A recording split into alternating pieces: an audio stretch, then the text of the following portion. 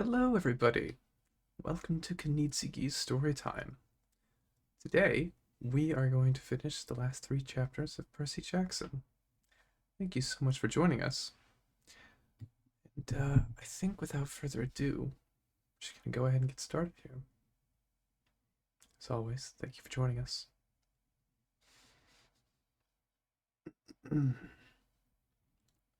Chapter 20. I battle my jerk relative.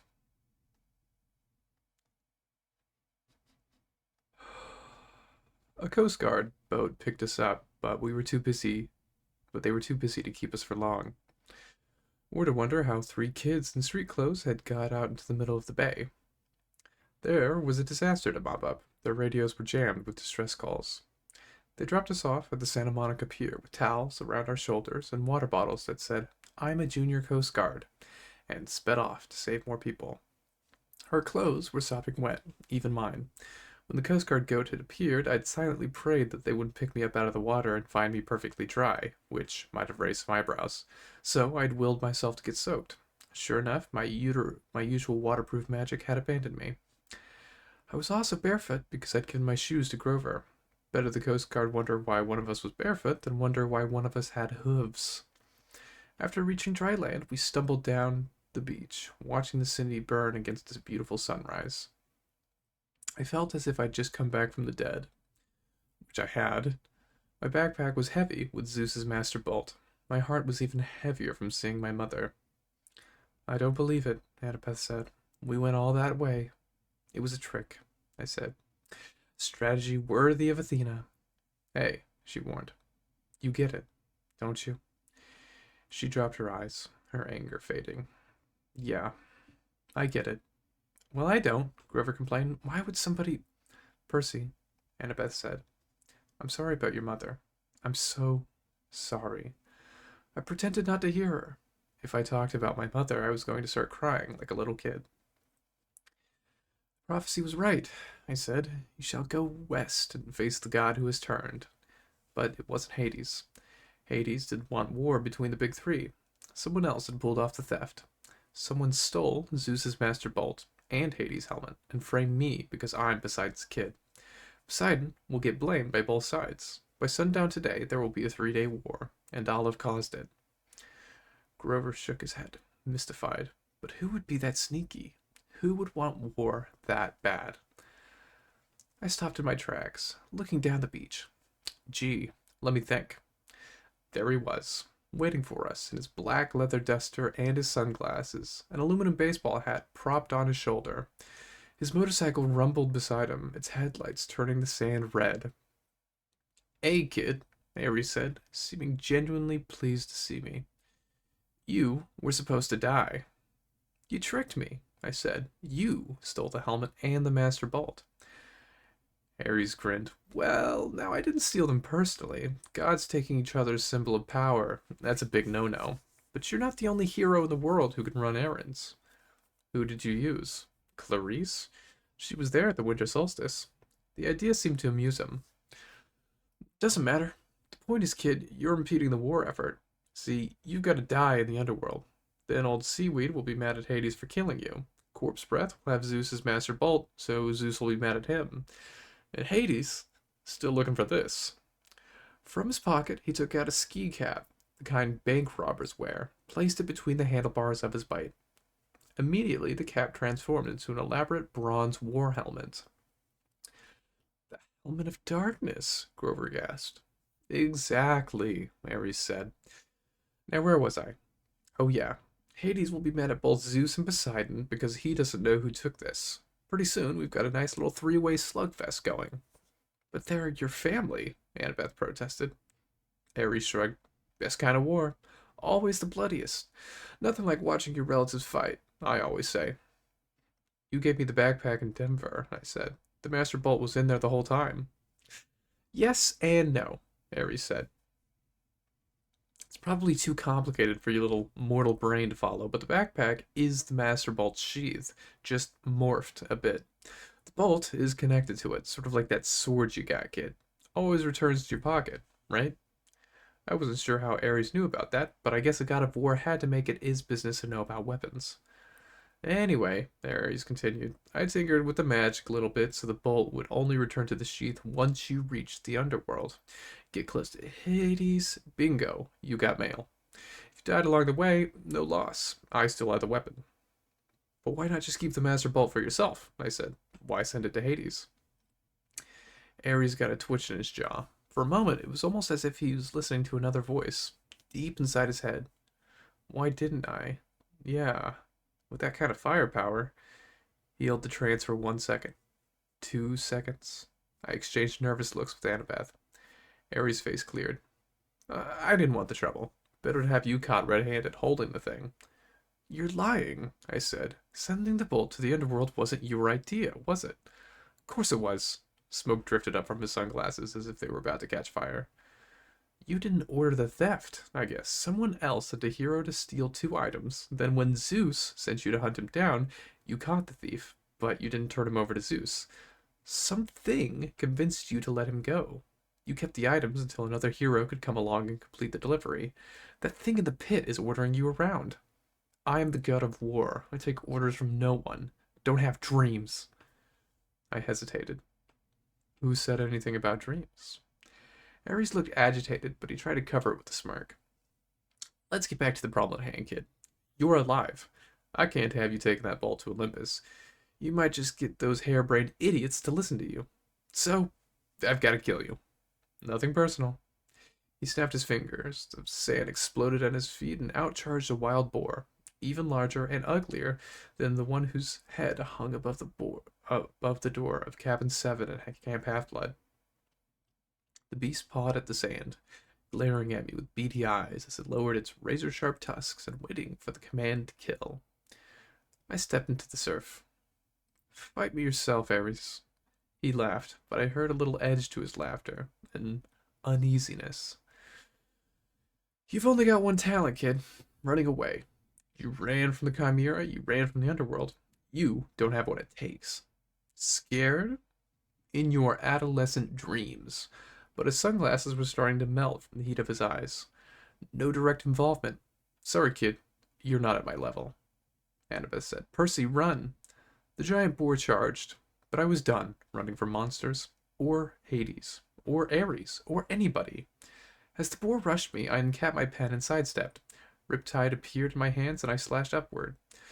The boar's severed right tusk fell at my feet, while the disoriented animal charged into the sea.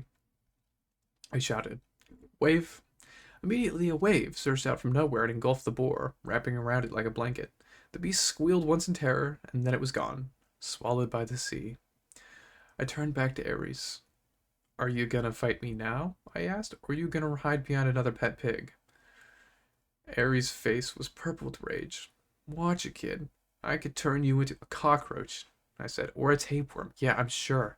That'd save you from getting your godly hide whipped, wouldn't it?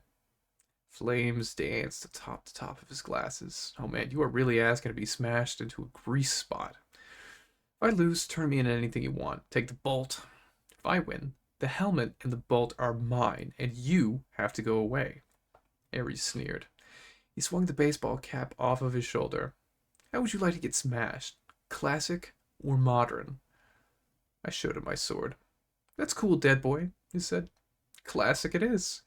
The baseball bat changed into a huge two-handed sword. The hilt was a large silver skull with a ruby in its mouth. Percy, Annabeth said, don't do this. He's a god. He's a coward, I told her. She swallowed. Wear this, at least. For luck. She took off her necklace, with her 5 years' worth of camp beads, and the ring from her father, tied it around my neck. Reconciliation, she said. Athena and Poseidon together. My face felt a little warm, but I managed to smile. Thanks. Take this, Grover said. He handed me a flattened tin can that he'd probably been saving in his pocket for 1,000 miles. Satyrs stand behind you. Grover, I don't know what to say. He patted me on the shoulder, and I stuffed the tin can in my back pocket. You done saying goodbye? Ares came towards me, his black leather duster trailing behind him, his sword glinting like fire in the sunrise. I've been fighting for eternity, kid. My strength is unlimited, and I cannot die. What do you got? Smaller ego, I said. I thought, but I said nothing. I kept my feet in the surf, backing into the water up to my ankles. I thought back to what Athena had said at the Denver diner so long ago. Ares has strength. That's all he has. Even strength has the bout of wisdom sometimes. He cleaved downwards at my head, but I wasn't there. My body thought for me. The water seemed to push me into the air, and I catapulted over him, slashing as I came down. But Ares was just as quick.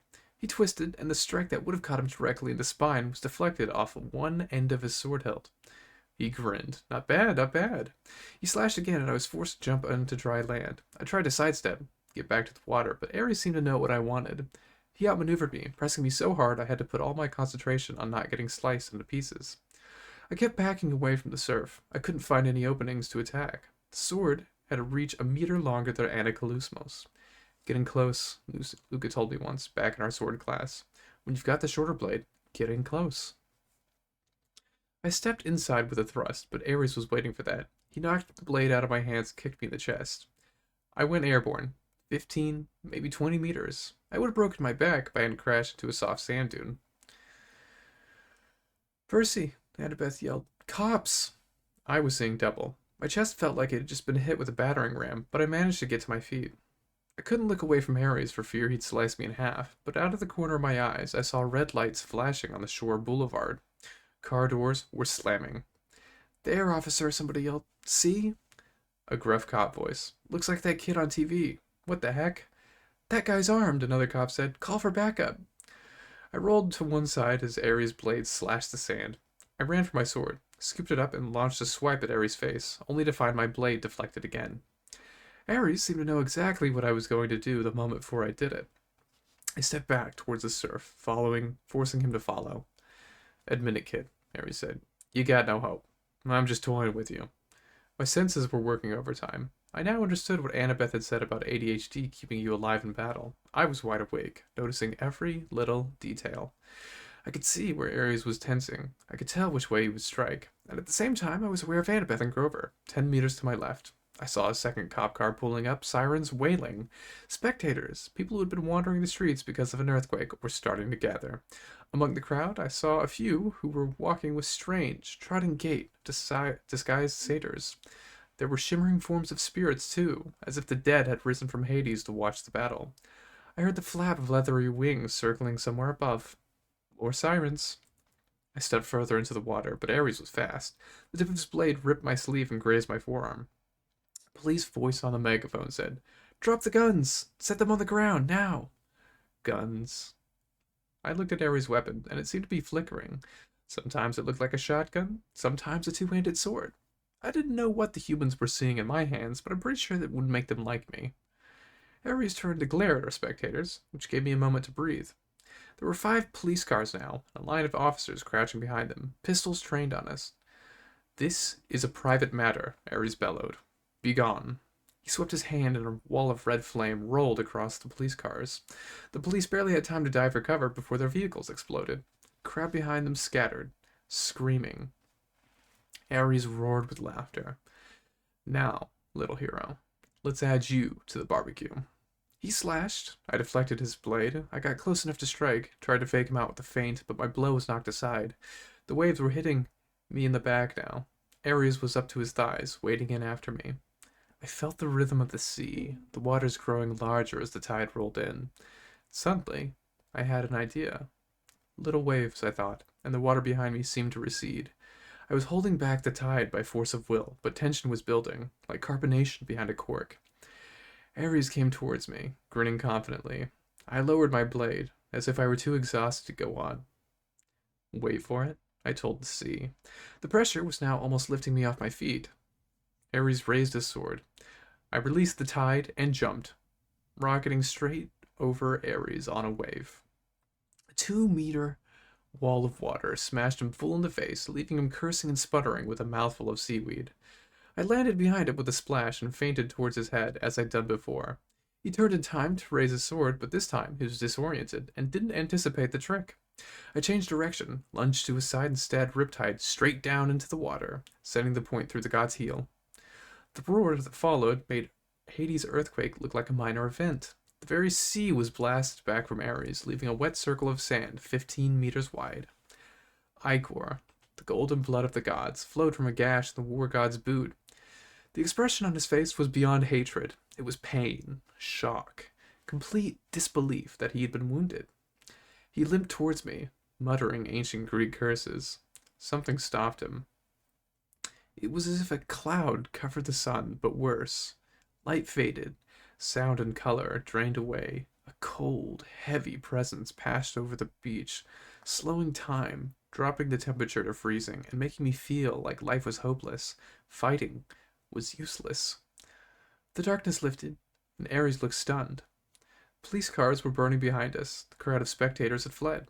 Annabeth and Grover stood on the beach in shock, watching the blood flood back around Ares' feet, his golden glowing ichor dissipating in the tide. Ares lowered his sword. You have made an enemy, godling, he told me. You have sealed your fate. Every time you raise your blade in battle, every time you hope for success, you will feel my curse. Beware, Percy Jackson. Beware. His body began to glow. Percy, Annabeth shouted, don't watch. I turned away as the god Ares revealed his true immortal form.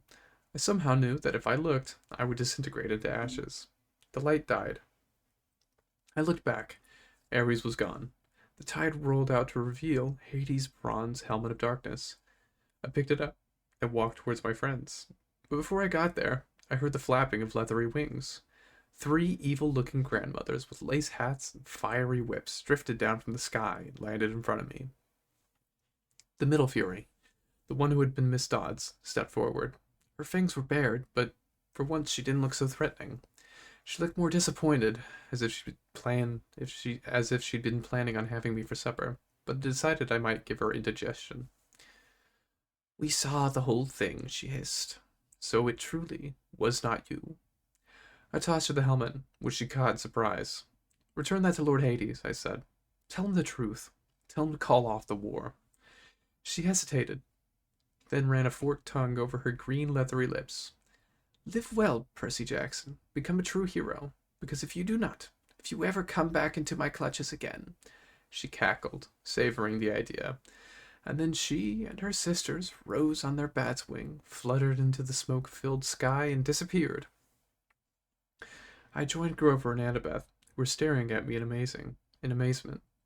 Percy, Grover said, that was so incredibly... Terrifying, said Annabeth. Cool, Grover corrected. I didn't feel terrified, and I certainly didn't feel cool. I was tired, and sore, and completely drained of energy. Did you guys feel that whatever it was? I asked. They both nodded unusually. Must have been the Furies overhead, Grover said. But I wasn't so sure. Something had stopped Ares from killing me, and whatever could do that was a lot stronger than the Furies. I looked at Annabeth, and an understanding passed between us. I knew what was in that pit, and what had spoken from the entrance of Tartarus. I reclaimed my backpack from Grover and looked inside. The Master Bolt was still there. Such a small thing to almost cause World War III. We have to get back to New York, I said. By tonight. That's impossible, Annabeth said. Unless we fly. I agreed. She stared at me. Fly like in an airplane, which you are warned never to do, lest Zeus strike you out of the sky, and carrying a weapon that has more destructive power than a nuclear bomb? Yeah, I said, pretty much exactly like that. Come on. Chapter 21. I settle my tab. It's funny how humans can wrap their mind around things and fit them into their version of reality. Chiron had told me that a long time ago. As usual, I didn't appreciate his wisdom until much later. According to the LA News, the explosion at the Santa Monica beach had been caused by a crazy kidnapper firing a shotgun at a police car. He accidentally hit a gas main that had ruptured during the earthquake. This crazy kidnapper, aka Ares, was the same man who had abducted me and the other 2 adolescents in New York and brought us across country on a 10-day odyssey of terror. Poor little Percy Jackson wasn't an international criminal after all. He'd caused a commotion on that Greyhound bus in New Jersey trying to get away from his captor. And afterwards, witnesses would even swear they had seen the leather-clad man on the bus. Why didn't I remember him before? The crazy man had caused the explosion in the St. Louis Arch. After all, no kid could have done that. A concerned waitress in Denver had seen the men threatening the abductees outside the diner, gotten a friend to take a photo, and notified the police. Finally, brave Percy Jackson, I was beginning to like this kid, had stolen a gun from his captor in Los Angeles and battled him, shotgun to rifle, on the beach. Police had arrived just in time, but in the spectacular explosion, 5 police cars had been destroyed and the captor had fled. No fatalities had occurred. Percy Jackson and his 2 friends were safely in police custody. The reporters fed us this whole story. We just nodded and acted tearful and exhausted, which wasn't hard, and played victimized kids for the cameras. All I want, I said, choking back my tears, is to see my loving stepfather again. Every time I saw him on TV, calling me a delinquent punk, I knew, somehow, we would be okay. And I know he'll want to reward each and every person in this beautiful city of Los Angeles with a free major appliance from his store. Here's the phone number. The police reporters were so moved that they passed around the hat and raised money for 3 tickets on the next plane to New York.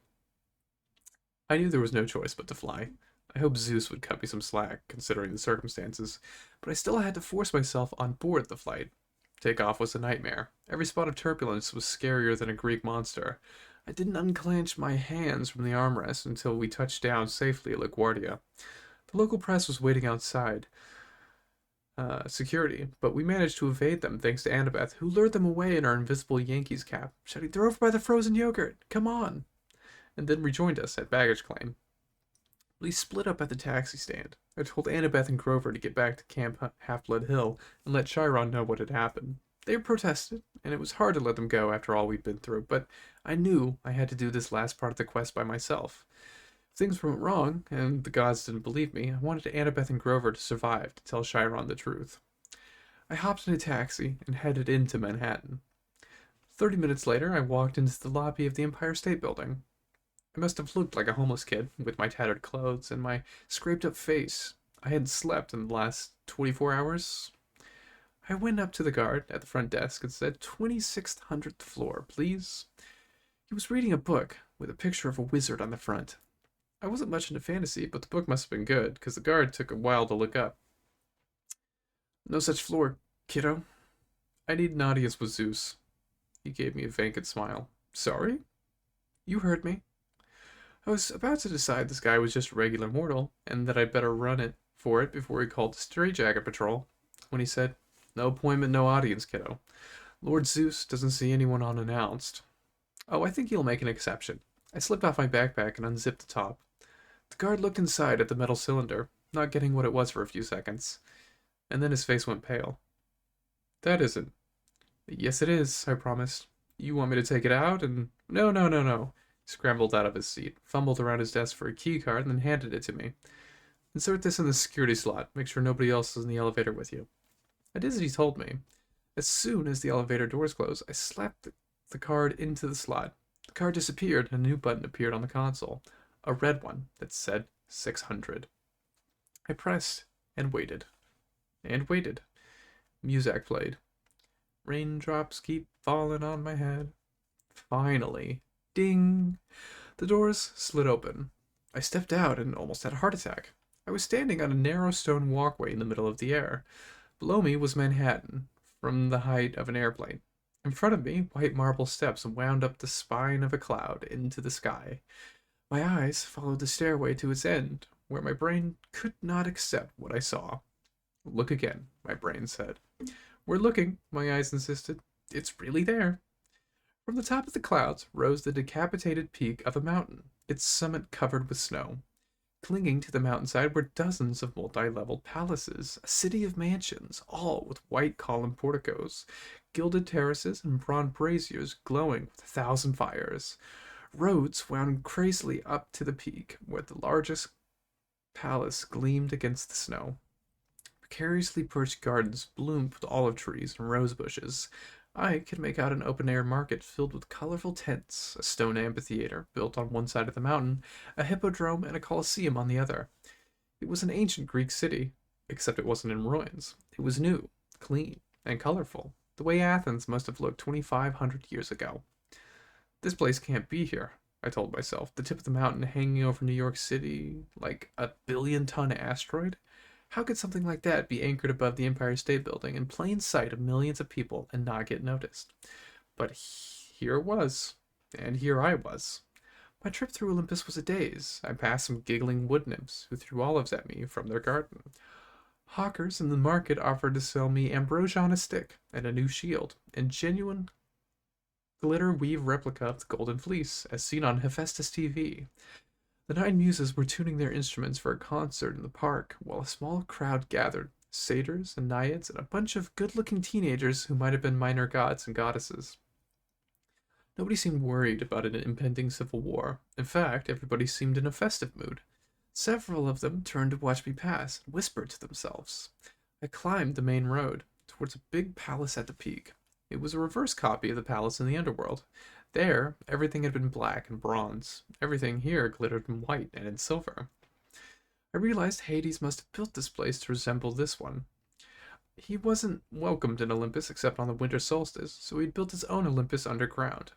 Despite my bad experience with him, I felt a little sorry for the guy. To be banished from this place seemed really unfair. It would make anybody bitter. Steps led up to the central courtyard. Past that, the throne room. Room really isn't the right word. The palace made Grand Central Station look like a broom closet. Massive columns rose to a domed ceiling, which was gilded with moving constellations. 12 thrones, built for beings the size of Hades, were arranged in an inverted U, just like the cabins at Camp Half-Blood. An enormous fire crackled in the central hearth pit. The thrones were empty, except for the two at the end. The head throne on the right, and the one to its immediate left. I didn't have to be told who those two gods were sitting there, waiting for me to approach. I came towards them, my legs trembling. The gods were in giant human form, as Hades had been, but I could only barely look at them without feeling a tingle, as if my body were starting to burn. Zeus, the lord of the gods, wore a dark blue pinstriped suit. He sat on a simple throne of solid platinum. He had a well-trimmed beard, marbled gray and black like a storm cloud.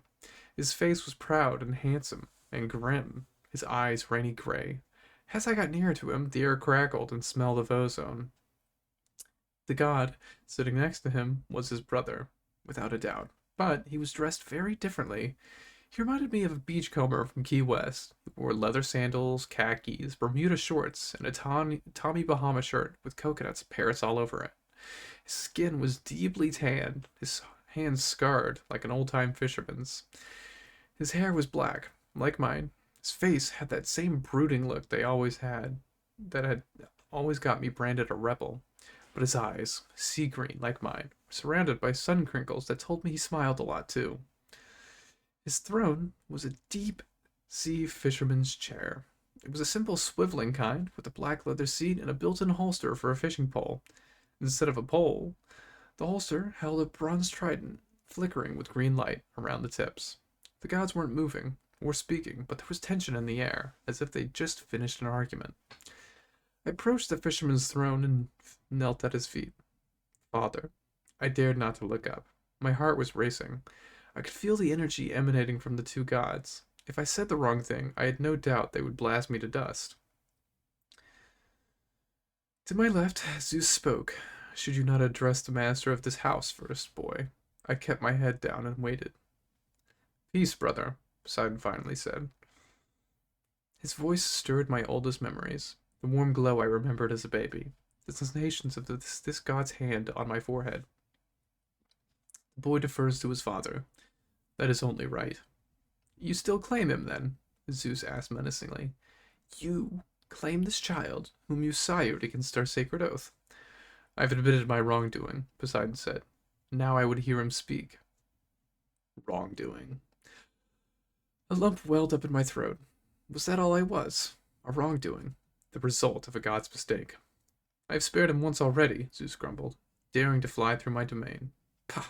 I should have blasted him out of the sky for his impudence. And risk destroying your own master bolt, Poseidon asked calmly. Let us hear him out, brother. Zeus grumbled some more. I shall listen, he decided. Then I shall make up my mind whether or not to cast this boy down from Olympus. Perseus, Poseidon said, look at me. I did, and I wasn't sure what I saw on his face. There was no clear sign of love or approval. nothing to encourage me. It was like looking at the ocean. Some days you could tell what mood it was in. Most days, though, it was unreadable, mysterious. I got the feeling that Poseidon didn't really know what to think of me. He didn't know whether he was happy to have me as his son or not. In a strange way, I was glad that Poseidon was so distant. If he tried to apologize, or told me that he loved me, or even smiled, it would have felt fake. Like a human dad making some lame excuse for not being around. And I could live with that. After all, I wasn't sure about him yet either. Address Lord Zeus, boy, Poseidon told me. Tell him your story. So I told Zeus everything, just as it had happened. I took out the metal cylinder, which began sparking in the sky god's embrace, and laid it at his feet. There was a long silence, broken only by the crackle of the hearth fire. Zeus opened his palm. The lightning bolt flew into it, and as he closed his fist, the metallic points flared with electricity until he was holding what looked like a classic thunderbolt. A 5-meter javelin of arcing, hissing energy that made the hair on my scalp rise. I sense the boy tells the truth, Zeus muttered, but that Hades would do such a thing. It is most unlike him.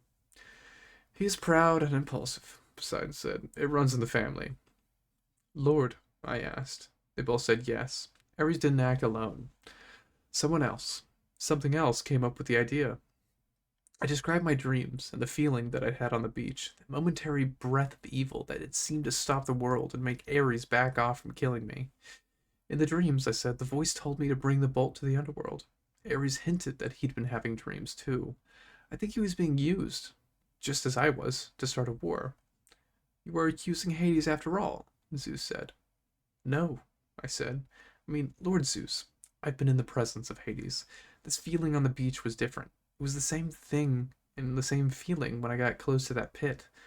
That was the entrance to Tartarus, wasn't it? Something powerful and evil stirring down there. Something even older than the gods. Poseidon and Zeus looked at each other. They had a quick, intense discussion in ancient Greek. I only caught one word. Father. Poseidon made some kind of suggestion, but Zeus cut him off. Poseidon tried to argue. Zeus held up his hand angrily. We will speak of this no more, Zeus said. I must personally go purify this thunderbolt in the waters of Lemnos to remove the human taint from its metal. He rose and looked at me. His expression softened, just a fraction of a degree. You have done me a service, boy. Few heroes could have accomplished as much. I had help, sir, I said. Grover Underwood, and Annabeth Chase. To show you my thanks, I shall spare your life. I do not trust you, Percy Jackson. I do not like what your arrival means for the future of Olympus, but for the sake of peace in the family, I shall let you live. Thank you, sir. Do not presume to fly again. Do not let me find you here when I return. Otherwise, you shall taste this bolt, and it shall be your last sensation. Thunder shook the palace, and with a blinding flash of lightning, Zeus was gone. I was alone in the throne room with my father. Your uncle, Poseidon sighed, always had a flair for dramatic exits. I think he would have done well as the god of theater. An uncomfortable silence. Sir, I asked, what was in that pit? Poseidon regarded me. Have you not guessed? Kronos, I said, the king of the Titans. Even in the throne room of Olympus, far away from Tartarus, the name Kronos darkened the room, made the hearth fire seem not quite so warm on my back. Poseidon gripped his trident. In the first war, Percy, Zeus cut our father, Kronos, into 1,000 pieces, just as Kronos had done to his own father, Uranus. Zeus cast Kronos' remains into the darkest pit of Tartarus. The Titan army was scattered, their mountainous forces on Etna destroyed, their monstrous allies driven to the furthest corners of the earth. And yet, Titans cannot die, any more than we gods can. Whatever is left of Kronos is still alive, in some hideous way, still conscious in his eternal pain, still hungering for power. He's healing, I said, coming back. Poseidon shook his head. From time to time, over the aeons, Kronos has stirred. He enters men's nightmares and breathes evil thoughts. He wakens restless monsters from the depths, but to suggest he could rise from the pit is another thing. That's what he intends, father. That's what he said. Poseidon was silent for a long time. Lord Zeus has closed discussion on this matter. He will not allow talk of Kronos. You have completed your quest, child. That is all you need to do. But, I stopped myself. Arguing would do no good. It would very possibly anger the only god I still had on my side. As you wish, father. A faint smile played on his lips. Obedience does not come naturally to you, does it? No, sir. I must take the blame for that, I suppose. The sea does not like to be restrained. He rose to his full height and took up his trident. Then he shimmered, became the size of a regular man, standing directly in front of me. You must go, child, but first, know that your mother has returned. I stared at him, completely stunned. My mother? You will find her at home. Hades sent her when you recovered his helmet. Even the Lord of the Death pays his debts. My heart was pounding. I couldn't believe it. Do you? Would you? I wanted to ask if Poseidon would come with me to see her, but then I realized that was ridiculous. I had managed loading the god of the sea into a taxi and taking him up to the Upper East Side. If he wanted to see my mom all these years, he would have. And there was Smelly Gabe to think about. Poseidon's eyes took on a little sadness. When you return home, Percy, you must make an important choice. You will find a package waiting in your room. A package? You will understand when you see it. No one can choose your path, Percy. You must decide. I nodded, though I didn't know what he meant. Your mother is a queen among women, Poseidon said wistfully. I had not met such a mortal woman in 1,000 years. Still, I am sorry you were born, child. I have brought you a tragic hero's fate, and a hero's fate is never happy. It is never anything but tragic. I tried not to feel hurt. He was my own dad, telling me he was sorry I'd been born. I don't mind, father. Not yet, perhaps, he said. Not yet. But it was an unforgivable mistake on my part. I'll leave you then, I bowed awkwardly. I won't bother you again. I was 5 steps away when he called. Perseus, I turned. There was a different light in his eyes, a fiery kind of pride. You did well, Perseus. Do not misunderstand me. Whatever else you do, know that you are mine. You are a true son of the sea god. As I walked back through the city of gods, conversation stopped.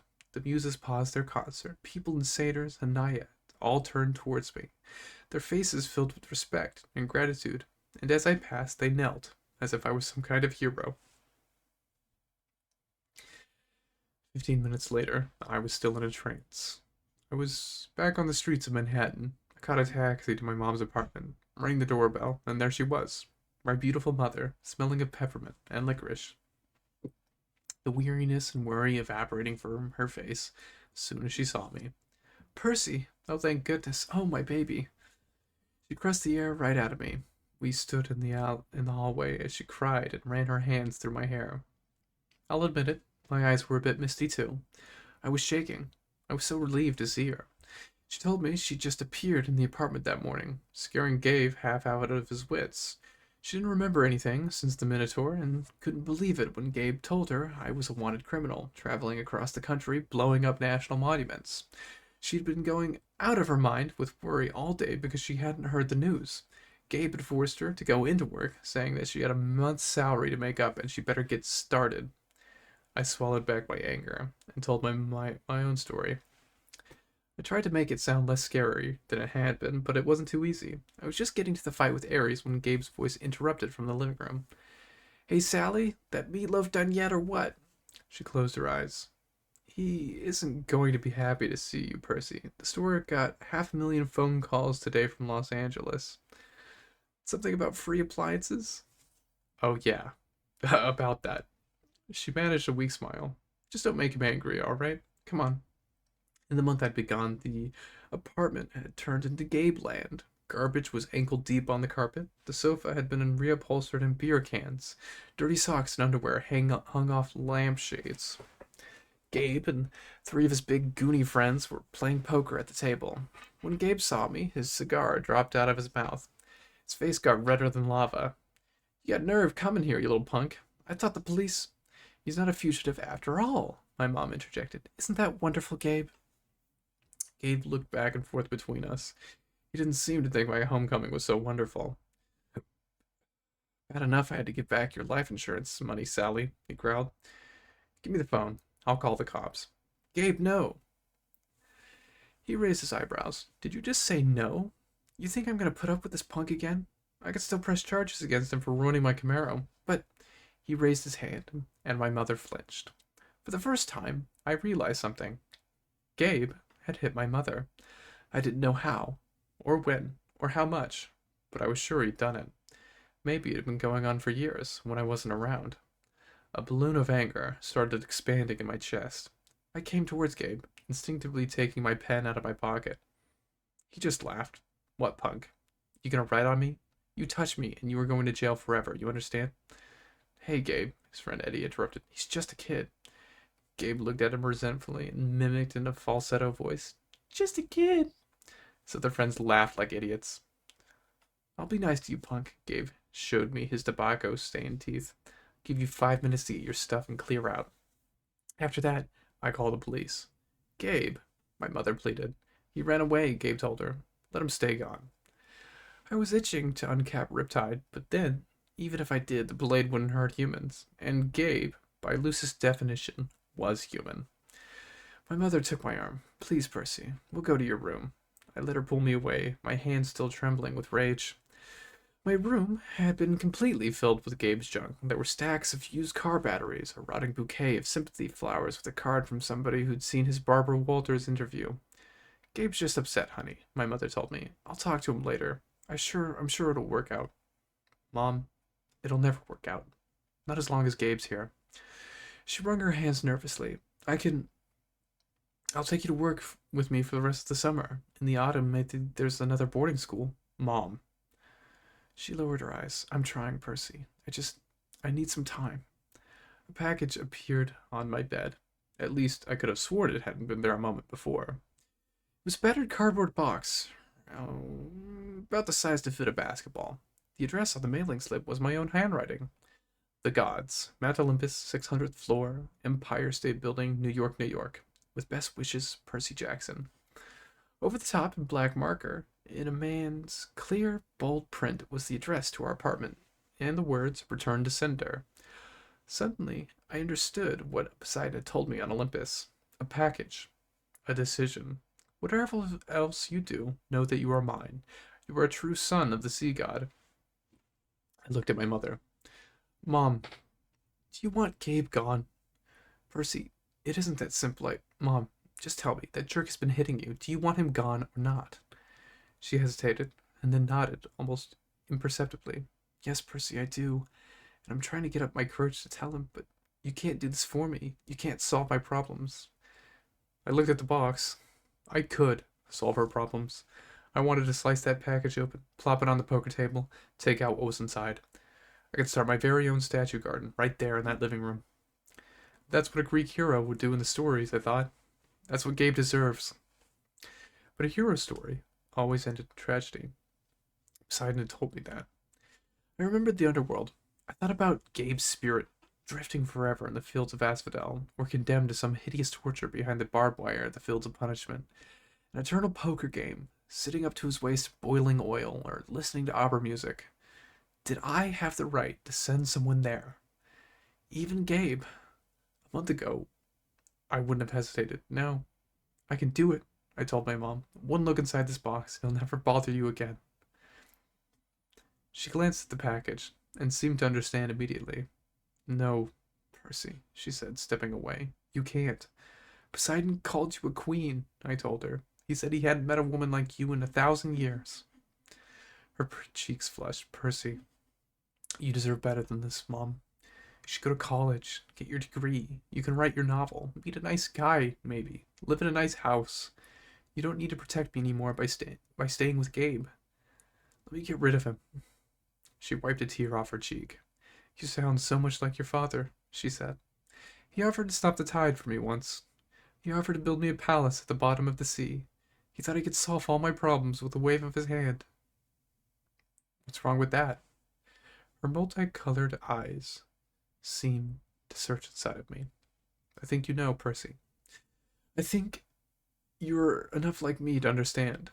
If my life is going to mean anything, I have to live it myself. I can't let a god take care of me, or my son. I have to find the courage on my own. Your quest reminded me of that. We listened to the sound of poker chips and ESPN from the living room television.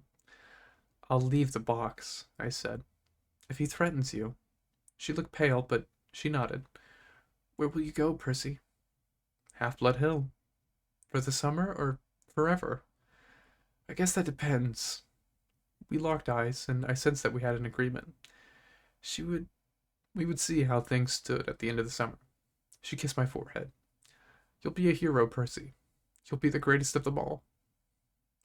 I took one last look around my bedroom. I had a feeling I'd never see it again.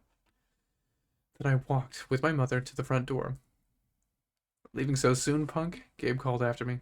Good riddance. I had one last twinge of doubt. How could I turn down the perfect chance to take revenge on him? I was leaving here without saving my mother. Hey, Sally, he yelled. What about that meatloaf, huh? A steely look of anger flashed in my mother's eyes, and I thought, just maybe, I was leaving her in good hands. Her own. Meatloaf is coming right up, dear, she told Gabe. Meatloaf surprise. She looked at me and winked. The last thing I saw as the door swung closed was my mother staring at Gabe, as if she was contemplating how he would look as a garden statue. I'm going to take a brief intermission, and then we'll read the final chapters.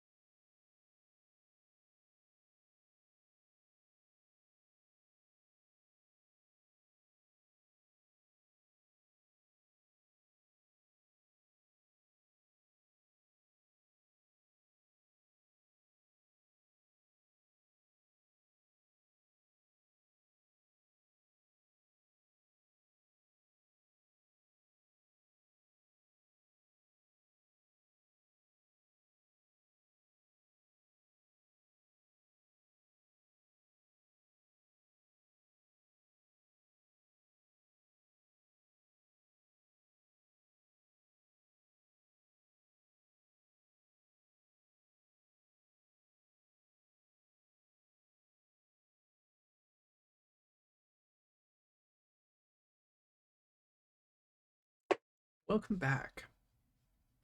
All right. Chapter 22. The prophecy comes true.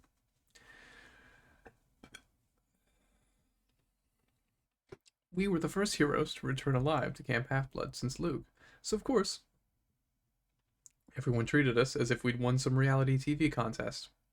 According to camp tradition, we wore laurel wreaths to a big feast prepared in our honor and led a procession down to the bonfire, where we got to burn the burial shrouds our cabin had made us in our absence.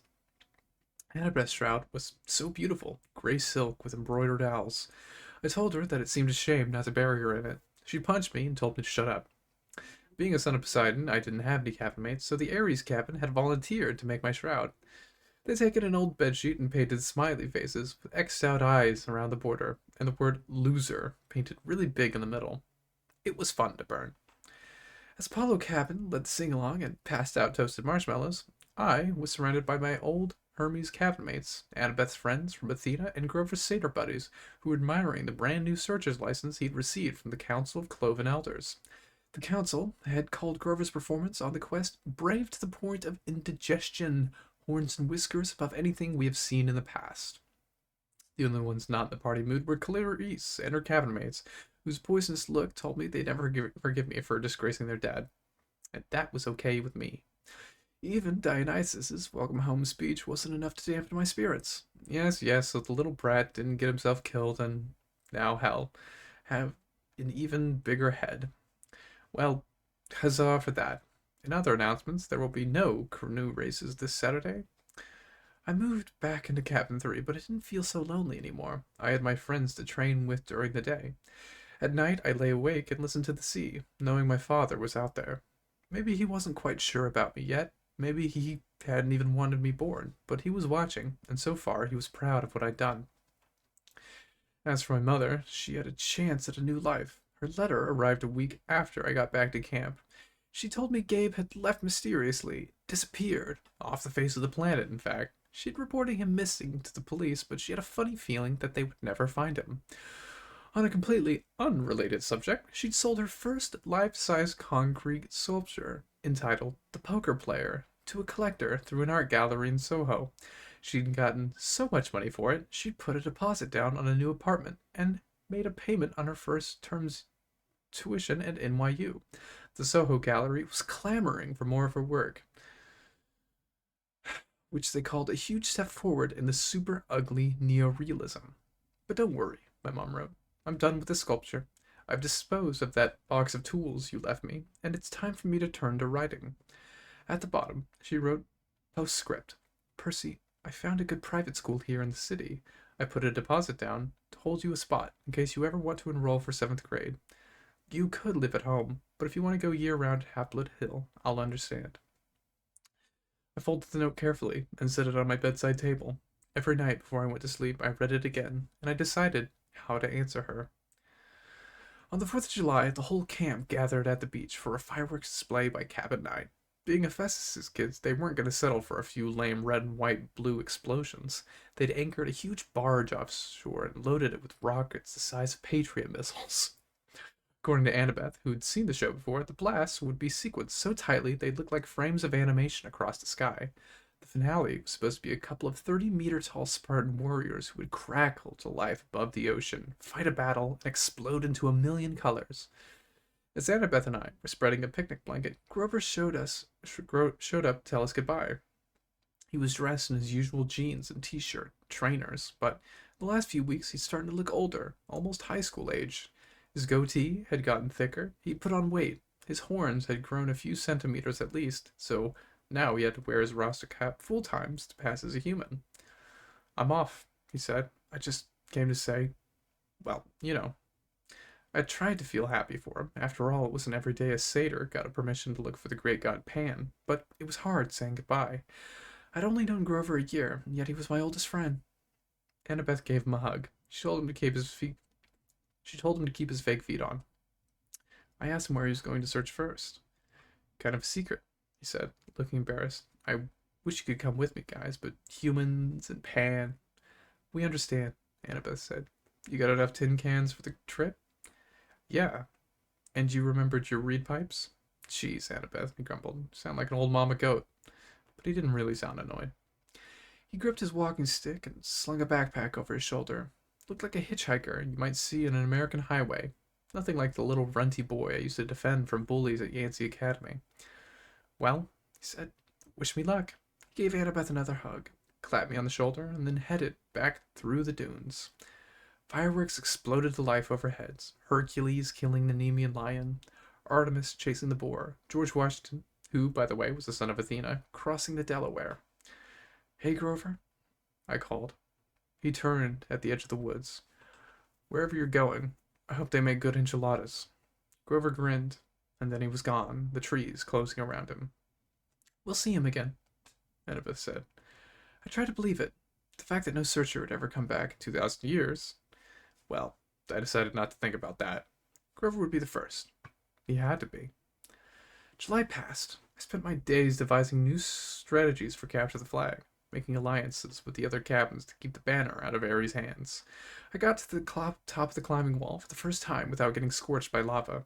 From time to time, I'd walk past the big house, glance up at the attic windows, and think about the oracle. I tried to convince myself that the prophecy had come to completion. You shall go west and face the god who has turned. Been there, done that, even though the traitor god had turned out to be Ares rather than Hades. You will find what was stolen and see it safely returned. Check. One master bolt delivered, one helmet of darkness back on Hades' oily head. You shall be betrayed by the one who calls you a friend. The line still bothered me. Ares had pretended to be my friend and then betrayed me. That must be what the oracle meant. And you shall fail to save what matters most in the end. I had failed to save my mom, but only because I let her save herself. And I knew that was the only right thing. So why was I still uneasy? The last night of summer session came all too quickly. Campers had one last meal together, we burned part of our dinner for the gods, and at the bonfire, the senior counselors awaited the end of the summer beads. I got my own leather necklace, and when I saw the bead of my first summer, I was glad to see the firelight covered my blushing. The design was pitch black, with a sea green trident shimmering in the center. The choice was unanimous, Luke announced. The bead commemorates the first son of the sea god at this camp, and the quest he undertook into the darkest part of the underworld to stop a war. The entire camp got to their feet and cheered. Even Ares' cabin felt obliged to stand. Athena's cabin steered Annabeth to the front so she could share in the applause. I'm not sure I'd ever felt as happy or as sad as I did at that moment. I'd finally found a family, people who cared about me and thought I'd done something right. And in the morning, most of them would be leaving for the year. The next morning, I found a form letter on my bedside table. I knew Dionysus must have filled it out because he stubbornly insisted on getting my name wrong. Dear Peter Johnson, if you intend to stay at Camp Half-Blood year-round, you must inform the big house by noon today. If you do not announce your intentions, we will assume you have vacated your cabin or died a horrible death. Cleaning harpies will begin working at sundown. They will be authorized to eat any unregistered campers. All personal articles left behind will be incinerated in the lava pit. Have a nice day. Mr. D. Dionysus, Camp Director, Olympian Council number 12. That's another big thing about ADHD. Deadlines just aren't real to me until I'm staring at one in the face. Summer was over and I still hadn't answered my mother or the camp about whether I'd be staying. Now I only had a few hours to decide. The decision should be easy. 9 months of hero training or 9 months sitting in a classroom. Duh. But there was my mom to consider. For the first time, I had the chance to live with her for a whole year without Gabe. I had the chance to be at home and knock around the city in my free time. I remembered what Annabeth had said so long ago on our quest. The real world is where the monsters are. That's where you learn whether you're any good or not. I thought about the fate of Thalia, the daughter of Zeus. I wonder how many monsters would attack me if I left Half-Blood Hill. If I stayed in one place for a whole school year without Chiron or my friends to help me. Would my mother and I even survive until the next summer? That was assuming the spelling test and the 5-paragraph essays didn't kill me. I decided to go down the arena and do some sword practice. Maybe that would clear my head. The campgrounds were mostly deserted, shimmering in the August heat. All the campers were in their cabins packing up, running around with brooms and mops, getting ready for the final inspection. Argus was helping some of the Aphrodite kids haul their Gucci suitcases and makeup kits over the hill where the camp shuttle bus would be waiting to take them to the airport. Don't think about leaving. Yet, I told myself. Just train. I got to the sword fighters arena and found that Luke had the same idea. His gym bag was plopped at the edge of the stage. He was working solo, whacking away at battle dummies with a sword I'd never seen before. Must have been a regular steel blade because he was slashing the dummies' heads right off, stabbing through their straw-stuffed guts. His orange councilor's shirt was dripping with sweat. His expression was so intense, like his life might have really been in danger. I watched, fascinated, as he disemboweled the whole row of dummies, hacking off limbs and basically reducing them to a pile of straw and armor. They were only dummies, but I still couldn't help being awed by Luke's skill. The guy was an incredible fighter. It made me wonder, again, how he could possibly have failed at his quest. Finally, he saw me, stopped mid-swing. Percy. Sorry, I said, embarrassed. It's okay, he said, lowering his sword. Just doing some last-minute practice. Those dummies won't be bothering anybody anymore. Luke shrugged. We build new ones every summer. Now that his sword wasn't swirling around, I could see something odd about it. The blade was two different types of metal. One edge bronze, the other steel. Luke noticed me looking at it. Oh, this? New toy. This is Backbiter. Backbiter? Luke turned the blade in the light so it glinted wickedly. One side is celestial bronze, the other one is tempered steel. Works on mortals and immortals both. I thought about what Chiron had told me when I started my quest, that a hero should never harm mortals unless absolutely necessary. I didn't know they could make weapons like that. They probably can't, Luke agreed. It's one of a kind. He gave me a tiny smile, and then slid the sword into its scabbard. Listen, I was gonna come looking for you. What do you say we go down to the woods one last time, look for something to fight? I didn't know why I hesitated. I should have felt relief that Luke was being so friendly. Ever since I got back from the quest, he'd been acting a little distant. I was afraid he might resent me for all the attention I'd had. You think it's a good idea? I asked. Come on. He managed in his gym bag and pulled out a six-pack of Cokes. Drinks are on me. I stared at the Cokes, wondering where the heck he'd got them. There were no regular mortal sodas at the summer camp. No way to smuggle them in unless you talked to a satyr, maybe. Of course, the magic dinner goblets would fill with anything you want, but it just didn't taste the same as real Coke, straight out of the can. Sugar and caffeine. My willpower crumbled. Sure, I decided. Why not? We walked to the woods and kicked around for some kind of monster to fight, but it was too hot. All the monsters with any sense must have been taking siestas in their nice, cool caves. We found a shady spot by the creek where I'd broken Clarice's spear during my first capture the flag game. We sat on a big rock, drank our Cokes, and watched the sunlight in the woods. After a while, Luke said, You miss being on a quest? With monsters attacking me every meter. Are you kidding? Luke raised an eyebrow. Yeah, I miss it, I admitted. You? A shadow passed over his face. I was used to hearing from girls how good-looking Luke was, but at that moment he looked weary and angry, and not at all handsome. His blonde hair was gray in the sunlight. The scar on his face looked deeper than usual. I could imagine him as an old man. I've lived at Half-Blood Hill year-round since I was 14, he told me. Ever since Talia, I trained. And trained, and trained. I never got to be a normal teenager out there in the real world. Then they threw me one quest, and when I came back, it was like, okay, ride's over. Have a nice life. He crumpled his Coke can and threw it into the creek, which really shocked me. One of the first things you learn at Camp Half-Bloods is don't litter. You'll hear from nymphs and naiads. They'll get even. You crawl into bed one night and find your sheets filled with centipedes and mud. The heck with laurel wreaths, Luke said. I'm not going to end up like those dusty trophies in the big house attic. Make it sound like you're leaving. Luke gave me a twisted smile. Oh, I'm leaving all right, Percy. I brought you down here to say goodbye. He snapped his fingers. A small fire burned a hole in the ground at my feet. Out crawled something glistening, black, about the size of my hand. A scorpion. I started to go for my pen. I wouldn't, Luke cautioned. Pit scorpions can jump up to 5 meters. Its stinger can pierce right through your clothes. You'll be dead in 60 seconds. Luke. What? And then it hit me. You will be betrayed by the one who calls you a friend. You, I said. He stood calmly and brushed off his jeans. Scorpion paid him no attention. It kept its beady black eyes on me, clamping its pincers as it crawled onto my shoe. I saw a lot out there in the world, Percy, Luke said. Didn't you feel it? The darkness gathering, the monsters growing stronger. Didn't you realize how useless it all is? All the heroics being pawns of the gods. They should have been overthrown thousands of years ago, but they've hung on, thanks to us half-bloods. I couldn't believe this was happening. Luke, you're talking about our parents, I said. He laughed. That's supposed to make me love them?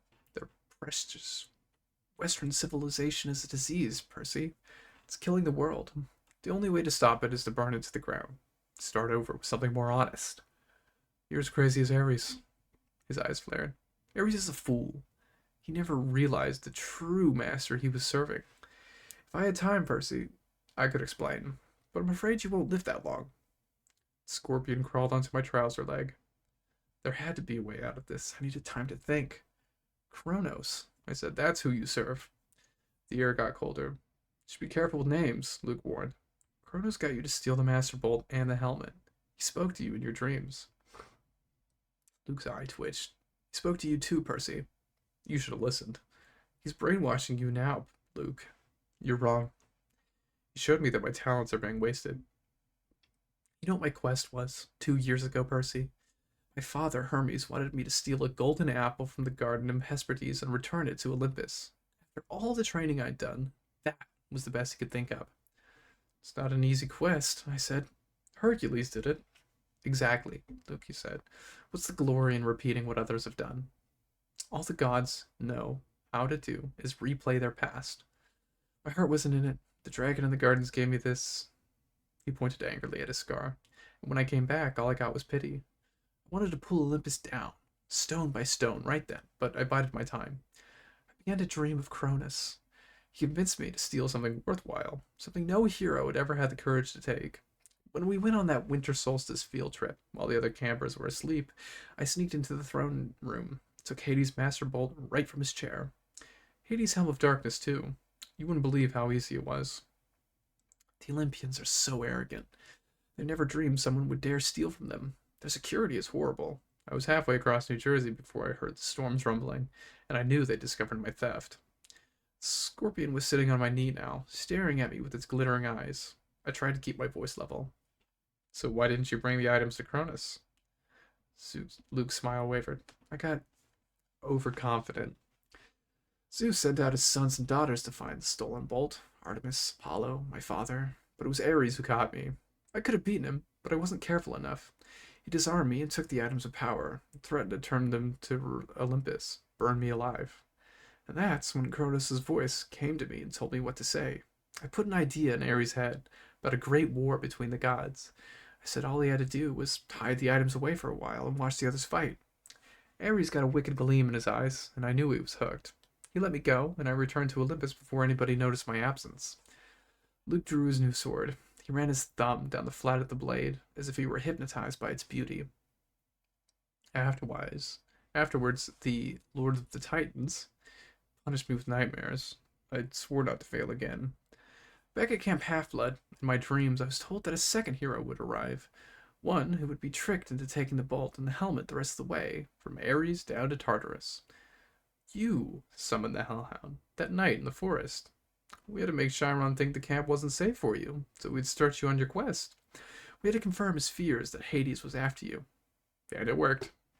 The flying shoes were cursed, I said. They were supposed to drag me and the backpack down into Tartarus. And they would have, if you'd been wearing them. But you gave them to Satyr, which wasn't part of the plan. Grover messes up everything he touches. He even confused the curse. Luke looked down at the scorpion, which was now sitting on my thigh. You should have died in Tartarus, Percy. But don't worry. I'll leave you with my little friend to set things right. Thalia gave her life to save you, I said, gritting my teeth, and this is how you repay her. Don't speak of Thalia, he shouted. The gods let her die. That's one of the many things they will pay for. You're being used, Luke. You and Ares both. Don't listen to Kronos. I've been used? Luke's voice turned shrill. Look at yourself. What has your dad ever done for you? Kronos will rise. You've only delayed his plans. He will cast the Olympians into Tartarus and drive humanity back to their caves. All except the strongest, the ones who serve him. Call off the bug, I said. If you're so strong, fight me yourself. Luke smiled. Nice try, Percy, but I'm not Ares. You can't bait me. My lord is waiting, and he's got plenty of quests for me to undertake. Luke. Goodbye, Percy. There's a new golden age coming. You won't be a part of it.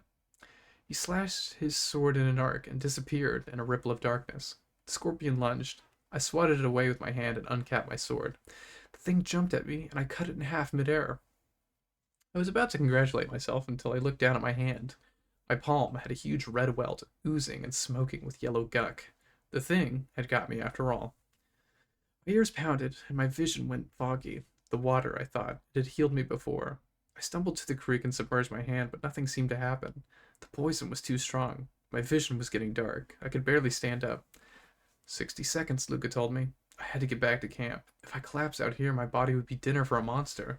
Nobody would ever know what had happened. My legs felt like lead. My forehead was burning. I stumbled towards the camp, and the nymphs stirred from the trees. Help, I croaked. Please. Two of them took my arms, pulling me along. I remember making it to the clearing, a counselor shouting for help, a centaur blowing a conch horn, and then everyone went black. I woke with the drinking straw in my mouth. I was sipping something that tasted like liquid chocolate chip cookies. Nectar. I opened my eyes. I was propped up in a bed in the sick room of the big house, my hand bandaged like a club. Argus stood in the corner. Annabeth sat next to me, holding my nectar glass and dabbing a washcloth on my forehead. Here we are again, I said. You idiot, Annabeth said, which is how I knew she was overjoyed to see me conscious. You were green and turning gray when we found you. It wasn't for Chiron's healing. Now, Chiron's voice said. Percy's constitution deserves some of the credit. He was sitting near the foot of my bed in human form, which is why I hadn't noticed him yet. His lower half was magically compacted into the wheelchair. His other half was dressed in a coat and tie. He smiled, but his face looked weary and pale, the way it did when he'd been up all night grading Latin papers. How are you feeling? He asked. Like my insides had been frozen and then microwaved. Apt, considering that was pit scorpion venom. Now you must tell me exactly what happened. Between sips of nectar, I told him the story. The room was quiet for a long time. I can't believe that Luke... Annabeth's voice faltered. Her expression turned angry and sad. Yes. Yes, I can believe it. May the gods curse him. It was never the same after his quest. This must be reported to Olympus, Charon muttered. I will go at once. Luke is out there right now, I said. I have to go after him. Chiron shook his head. No, Percy. The gods won't even talk about Kronos, I snapped. Zeus declared the matter closed. Percy, I know this is hard, but you must not rush out for vengeance. You aren't ready. I didn't like it, but part of me suspected Chiron was right. One look at my hand and I knew I wasn't going to be sword fighting anytime soon. Chiron, your prophecy from the Oracle. It was about Kronos, wasn't it? Was I in it? And Annabeth? Chiron glanced nervously at the ceiling. Percy, it isn't my place. You've been ordered not to talk about it, haven't you? His eyes were sympathetic but sad. You will be a great hero, child. I will do my best to prepare you. But if I'm right about the path ahead of you... Thunder boomed overhead, rattling the window shields. All right, Chiron shouted. Fine. He sighed in frustration. The gods have their reasons, Percy. Knowing too much of your future is never a good thing. We can't just sit back and do nothing, I said. We will not sit back, Chiron promised, but you must be careful. Kronos wants you to come unraveled. He wants your life disrupted, your thoughts clouded with fear and anger. Do not give him what he wants. Train patiently. Your time will come. Assuming I live that long. Chiron put his hand on my ankle. You'll have to trust me, Percy. You will live. But first, you must decide your path for the coming year. I cannot tell you the right choice. I got the feeling that he had a very definitive opinion, and that it was taking all his willpower not to advise me. But you must decide whether to stay at Camp Half-Blood year-round, or return to the mortal world for this... or return to the mortal world for 7th grade and be a summer camper. Think that. When I get back from Olympus, you must tell me your decision. I wanted to protest. I wanted to ask him more questions, but his expression told me that there would be no more discussion. He said as much as he could. I'll be back as soon as I can, Chiron promised. Argus will watch over you. He glanced at Annabeth. Oh, and dear, whenever you're ready, they're here. Who's here? I asked. Nobody answered. Chiron rolled himself out of the room. I heard the wheels of the chair clunk carefully down the front steps, 2 at a time. Annabeth studied the ice in my drink. What's wrong? I asked her. Nothing.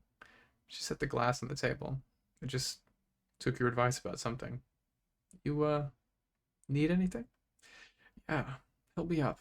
I want to go outside. Percy, that isn't a good idea. I slid my legs out of bed. Annabeth caught me before I could crumple to the floor. A wave of nausea rolled over me. I told you, I'm fine, I insisted. I didn't want to lie in bed like an invalid while Luke was out there planning to destroy the Western world. I managed to step forward, and then another, still leaning heavily on Annabeth. Arcus followed us outside, but kept his distance. By the time we reached the porch, my base was beaded with sweat. My stomach had twisted into knots, but I had managed to make it all the way to the railing. It was dusk. The camp looked completely deserted. The cabins were dark and the volleyball pits silent. No canoes cut the surface of the lake. Beyond the woods and strawberry fields, the Long Island South glittered in the last light of the sun. What are you going to do? Annabeth asked me. I don't know. I told her I got the feeling Chiron wanted me to stay year-round, to put in more individual training time, but I wasn't sure that's what I wanted. I admitted I'd felt bad about leaving her alone, although only with Clarice for company. Annabeth pursed her lips and then said quietly, I'm going home for a year, Percy. I stared at her. You mean to your dad's? She pointed towards the crest of Half-Blood Hill. Next to Talia's pine tree, at the very edge of the camp's magical boundaries, a family stood silhouetted.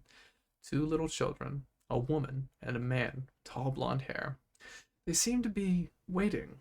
The man holding a backpack that looked like the one Annabeth had gotten from Wetland in Denver.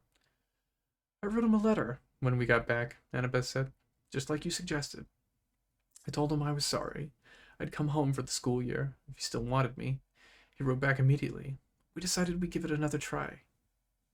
That took guts. She pursed her lips. You won't try anything stupid during the school year, will you? At least not without sending me an iris message. I managed to smile. I won't go looking for trouble. I usually don't have to. When I get back next summer, she said, we'll hunt down Luke. We'll ask for a quest, but if we don't get approval, we'll sneak off and do it anyway. Agreed? Sounds like a plan worthy of Athena. She held out her hand. I shook it. Take care, seaweed brain, Annabeth told me. Keep your eyes open. You too, wise girl. I watched her walk up the hill and join her family. She gave her father an awkward hug, looked back at the valley one last time.